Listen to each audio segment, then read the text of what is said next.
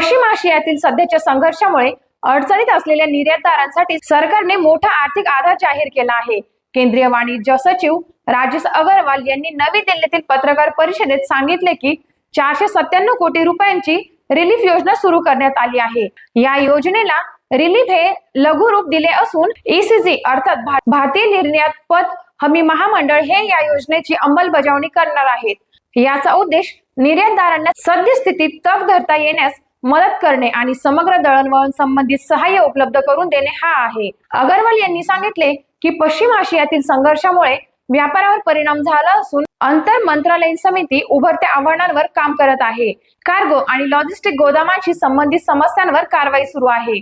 सरकारच्या पुढाकारात विमा प्राप्त निर्यातदारांसाठी सहाय्य, आगामी 3 महिन्यात निर्यातीसाठी आणि MSSC संकट काळातील अतिरिक्त सहाय्य यांचा समावेश आहे।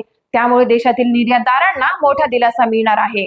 अशाच अपडेटसाठी पाहत रहा टाइम्स ऑफ महाराष्ट्र।